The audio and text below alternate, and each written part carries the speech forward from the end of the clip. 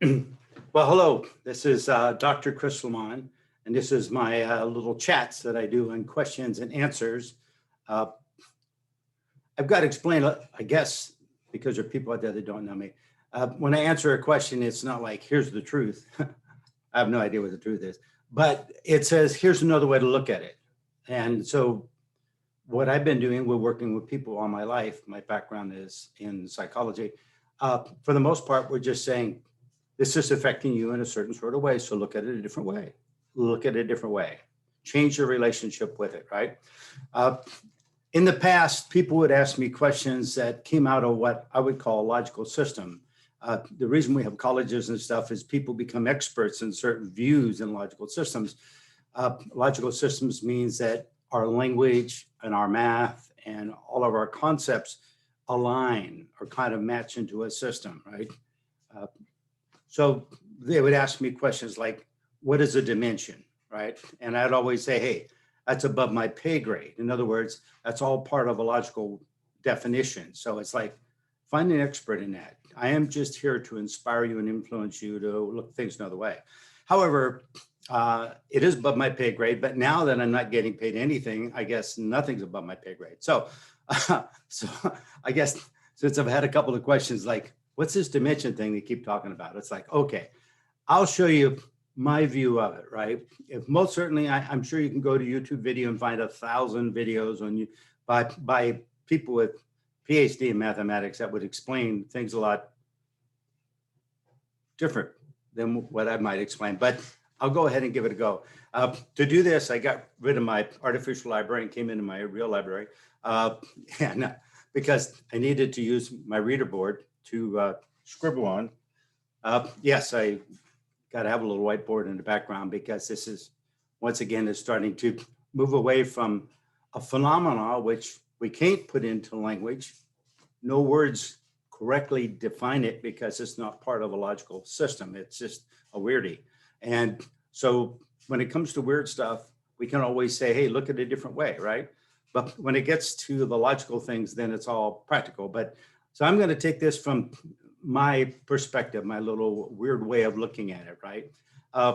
It's it's not very intuitive because of the fact that we don't live but in one space time because we're all stuck on the surface of this planet. Give you an example. They're talking about making an elevator that would go up out of our field of gravity. That sounds really bizarre, but let me explain in this context. If they took sections of the elevator pipe and they put them up in space and they assembled it up in space outside of our gravity, they could then turn it around and launch it like they would a landing for a rocket ship. And they would land that long spear that would be assembled in space and they get it all the way on the ground. The problem with space travel is that it costs a lot of fuel to get from here past our atmosphere. Now, why an elevator would work? Because an elevator, then if it's long enough, the bottom part would be pulling us down by gravity. The upper part would be throwing us off from the spin of the planet. We'd then be moving out of the grid work or the distortion in the grid work, right? That's pulling us down. So an elevator then could have a balancing piece that would actually have something up above to weight that would not be affected or be counter affected. So it'd have a counter piece, right? Back and forth. So literally, we could eventually get to a point where we could go jump in an elevator, zip on up, and then get out on the elevator on some type of a space station, and then catch a shuttle to another planet or to Mars to watch Elon Musk when he winds up on Mars. We could go see him. We could get up there, and it wouldn't be so expensive. We wouldn't be burning all that fuel to get up there. So that's a kind of a concept that's not intuitive because we haven't done it yet. So embracing those ideas are a little foreign to us. So let's just go back to my simple ideas of when I start to look at dimensions. I really say it's a way to produce a demonstration for what we call space, right? In other words, form, because I'm showing you on form, but you're really looking at this on a flat screen, right? Looks like that form. We can imagine depth perception. That's why I brought it into this room with, 14 feet. So you can start to see things in a dimensional screen, right? But those are ideas that our brain fabricates, right? Yeah, lots and lots of science in that too. All right, so when it comes to dimensions, look at it this way. If I can just imagine a cube, 2 foot by 2 foot by 2 foot, a cube. I could just imagine a cube. I can imagine building one out of paper, cardboard, pieces of wood, glued together, nailed together, whatever. I can imagine a cube. But where would the cube be? If I'm imagining it's up here, right? It's imagining. So that's the nature of phenomena. The nature of phenomena as I could imagine it. I'm sure once I imagine it, I would have to have trials and tribulations of finding some building material to put it together so it wouldn't collapse, wouldn't fall apart, wind wouldn't blow it away, or it would be too heavy to lift if I made it out of steel. So there's all kinds of variables that would come into play. Do you see that's the nature of relationships? Isn't that not what we do? Isn't that how we relate to things? We get mad because this don't work. We get happy because this works. We get a bias because this works easier than that, and we think so, and then we want to argue about it. Let's look at that. If I were going to make a cube in form, then number one, I'd have to imagine me in form, right? And I'd have to imagine a space to put it in. That space in my work I call the background. The library books are background, right? So I'd have to imagine those things. I'd have to imagine a form for me. And then I could take my cube and I'd have it right here. Now I'd have a relationship with the cube in space. It would be here, I would be here, and there would be a background. I could then take and put it in front of me. I could toss it over my head. It wasn't too heavy. I could put it to my right. I could put it to my left. If I had to go into what we used to call a phone booth, there's still a few around, I'd probably have to put it on the ground and step on it and bend my head to get inside a phone booth with a 2 by 2 by 2 cube. You see, those are relationship elements. So when we look at the 3 dimensions, up, down, in, out, left, right, we're really looking at where can we imagine something to be. We can imagine us, we can imagine it, we can imagine the background. Those are the elements of phenomena, and the form that it comes into is logical structure pieces. We might imagine them in 50 different ways, but we're only going to be able to get them into form in certain ways, right? So that's the dilemma. That's why the 2 systems have a little bit of separation. This one has no limitation, and this one by design has limitation, right? Right? So that we could play out relationships. In a world of totally imagined, you could imagine relationships with movie stars. You could imagine politicians that tell the truth. You could imagine all kinds of weird things, right? So I'm not picking on anybody in particular. I'm just saying that's the whole nature of it, right? So you start to see our relationships in form really need to have space, right? Now, because we live in one timepiece, we don't really get the time-space element. It's just another piece of relationship. So let's walk away from the idea of space. We got it. I'm going to put my cube wherever I'm going to do. Now, to build the cube, to have the cube, to own the cube, to keep the cube, and to give it a goodwill someday when I'm tired of it, all those elements come into another whole dimension. So let me do a little drafting.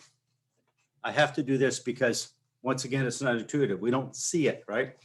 So space-time is really just a simple relationship. This is going to be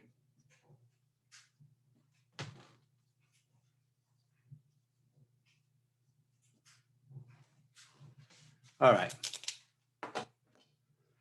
It's just going to be an element of this grid, just like anything else. You're building a bookcase, the depth, the height. It's a relationship in spatial. This is a relationship. One dimension is time, and the other one is space. So the standard for space, we like to call it the speed of light. But really, when we use the word speed, we mean that everything to produce this time element, everything is moving at a constant. The constant is the speed of light. And then when we're looking at speed, we're looking at really slower than the speed of light, not speeding up to it. It's the constant, we're going slower, right? So that relationship comes from that. And it comes from that because of the fact that we're not right here. We're not here on this bottom line. I have to remember to turn around and talk to the mic. If we're right here on the bottom line and we were moving along this line on the bottom here, like an electron would or a photon, because it has no mass. It doesn't have a 2x2 cube, right? It demonstrates that effect. That's a little complicated. We won't get into, but it's moving at the speed of light, which is just a constant. So, I mean, relatively speaking, for everything else moving at the speed of light, it would seem like it's not moving at all. If you're on an airplane and you order a cocktail, they bring it to you, you sit there drinking it, but you're going 600 miles an hour through space, right? So it's proportional. It's a relationship element. So basically, moving along like this, it would seem like it's in relationship to everything else, at least on that axis, right? So it would just seem like nothing was moving. And it would seem like other stuff was, for whatever reason, kind of going slow, and it would be left behind, right? So it's an intriguing piece. I like to think of a metaphor for it as like a cup of coffee on the roof of your car. I've done this a couple of times, and some of you have, or you've seen other people do it. You sit a cup of coffee, open a door, you get in, and you start driving down the road, and pretty soon you look in your window and you see this coffee running down your rear window, or you hit your brakes and you see it running down your front window. Or sometimes it's really bizarre. You're just going a block and the cup's still on your roof. All those things happen depending on speed, right? So this is space. And at some point in time, the coffee cup comes off the roof as you accelerate, right? If the coffee cup was heavy enough, a big cup, so you got a 2,000-pound car, say you had 8,000 pounds of coffee in your coffee cup sitting on the roof of your car, you start to see you would not be at speed. You probably wouldn't be able to move. So you'd be sitting right here on this axis. You would have a lot of time, but you wouldn't travel through any space. All right, you'd be at one place for a long time, at least till you drank the coffee. It might take a little while. As you get out here, as you're moving through space, then this time element then becomes a factor. The coffee cup on the roof of your car might be down here at this little spot, and at some point it's going to come off. Now, the people that do this for a living, bottom line, can run the math on this. If we look at a really big picture, we'd have to say that this really is not a flat grid. It's a sphere. So that means this line could go in any possible direction. So then the speed, or the appearance of speed, would be relative to someone going on a direction.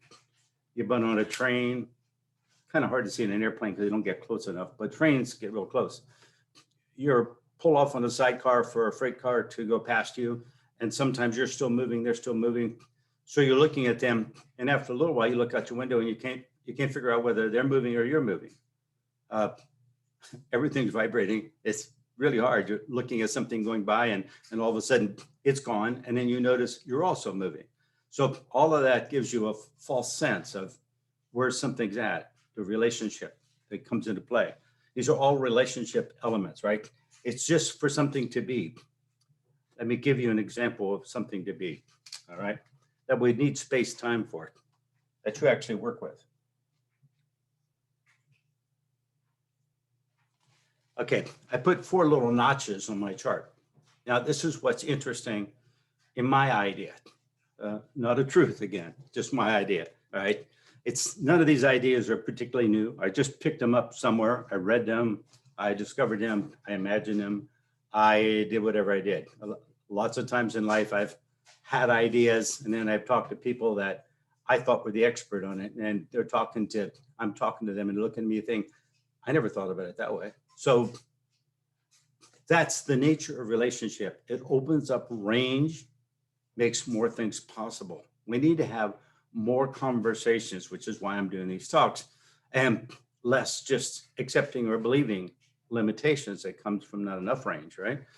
An expert in something knows everything in that range, but may not know anything about a different range, right?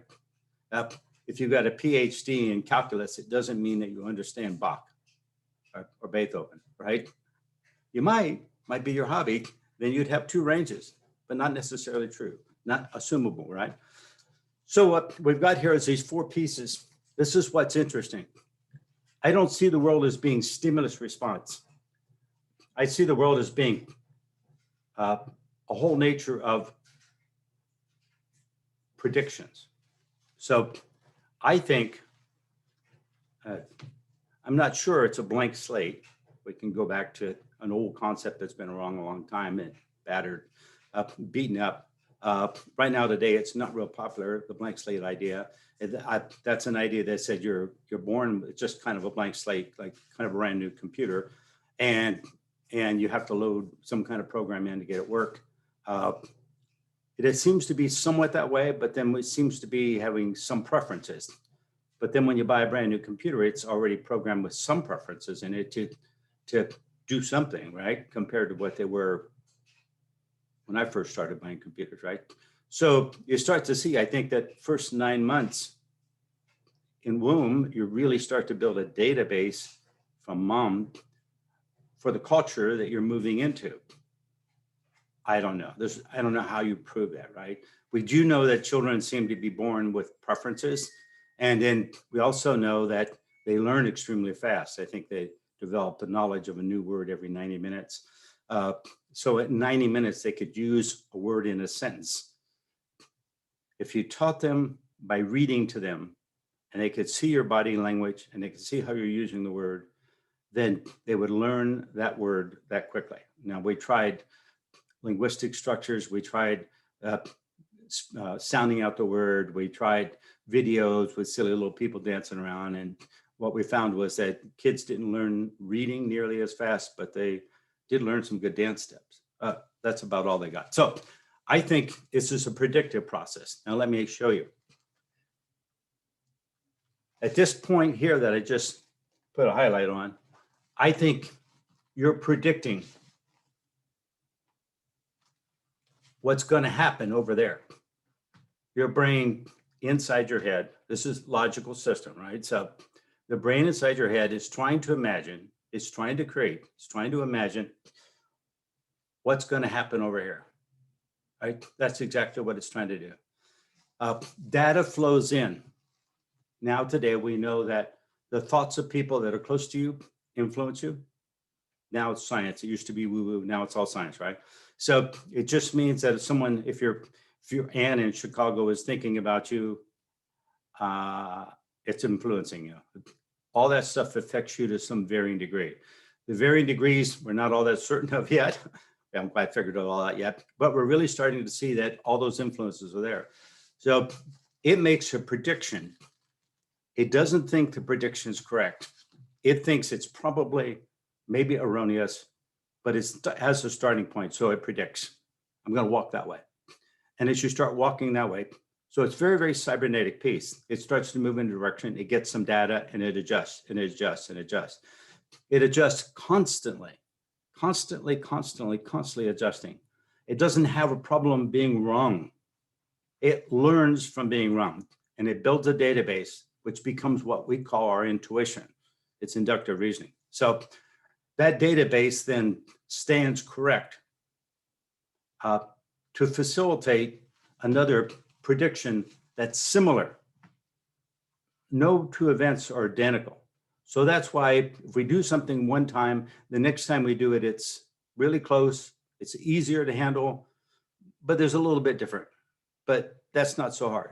Less predictions, right? So I think this is called a constructive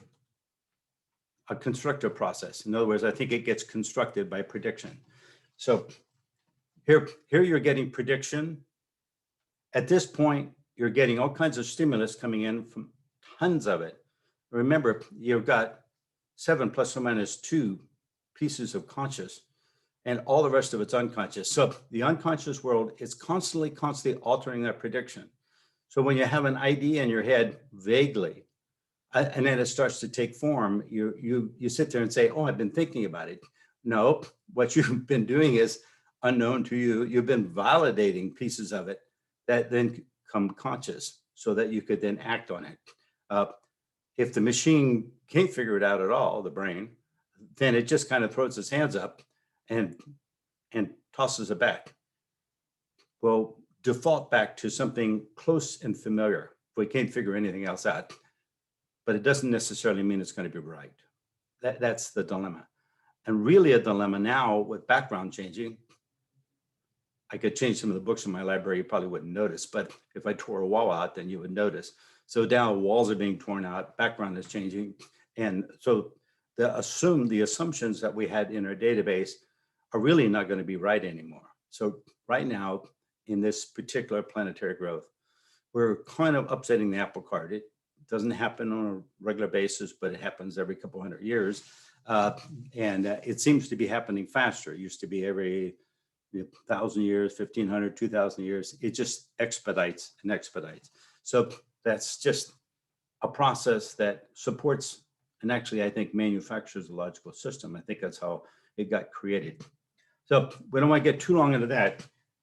This point right here is predicting what's going to be here.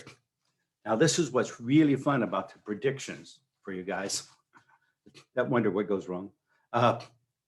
When the brain predicts something occurs, it has to predict not only the details of what's occurring, it has to also, because its main job is not to figure out your life. Its main job is to keep you alive. Metabolic support is its main task. It needs to have your blood pressure. It needs to have your temperature. It needs to have your body weight. It needs to have your clarity of mind. It needs to have your focus. All those elements it needs to bring together in the environment that it's predicting. It has to figure out how you need to show up in this situation to deal with this situation. There's more of a demand on this piece of gray matter to figure out the metabolic piece called healthy, right? In order to be able to have you be in a situation where if it's not perfectly correct, you can adapt and adjust. Adapt and adjust is part of relationship. We wind up in experiences that are different than what we thought, and we adapt and adjust, right? So from relationship, we then allow to secure our idea of what life looks like, and we build a more accurate database as we move forward, right? Normally that works really, really good as long as we've got a diversity of people that we associate with. We talk to people, we interact a little bit, or we at least pay attention, right? Sometimes you don't have to talk, but you watch.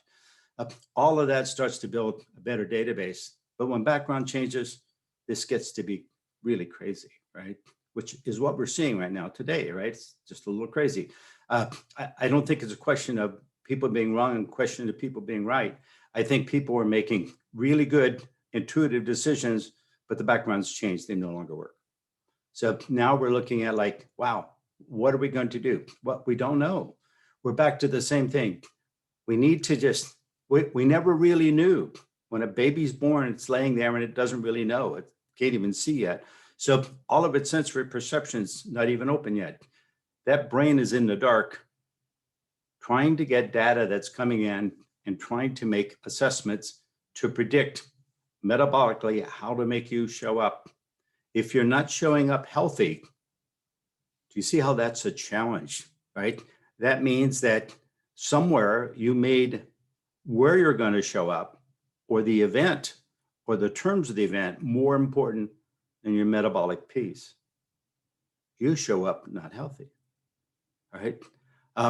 You see how that puts a strain on the system?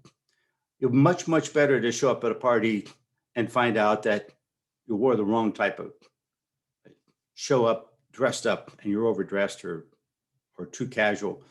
Much better that way to have made a mistake than to show up unhealthy, right? We throw you see how balance comes into play, really important. So the most important thing for you to imagine is how to be healthy in a situation. You don't think about that consciously, right? That's unconsciously. And if you start making demands of that system, then you start to influence it and affect it and drive it in a different direction. Then you show up for the event. Everything you predicted is right, except you're not healthy. You can't participate. You overdrink. You speak too loud. You seem to be out of sync with everyone else, right? Because you didn't design you to show up in that moment.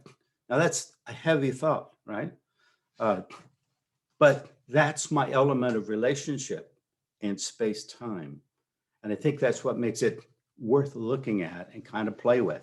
I think you have to start to recognize, what is your priority? What is your demand to know always what's going to happen?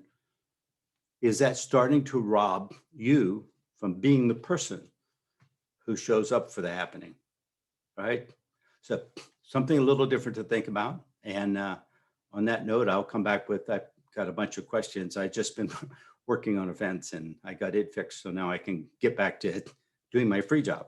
Well, actually the vets was a free job too. So I guess I'll just get back to normal. I'm not sure what that is, but I do know that I want to stay healthy. So we'll see how that goes. All right. So thank you very much. Any questions, go ahead and email me. That's Chriss, CHRISS at Wizardscatch, WIZARDS. I've got an extra S everywhere. CACHE, right? Wizardscatch.com. Send me any ideas that you have or questions. And if it's something that I can talk about it, right now we're in a little bit of a censored world, but it's something I can talk about. I appreciate all questions. Some of them I have to answer to you with an email or whatever I think. And then others I can actually put onto this format. So it's been fun. And thank you very much for your, I find my little button here. Thank you very much for your attention and your time, right?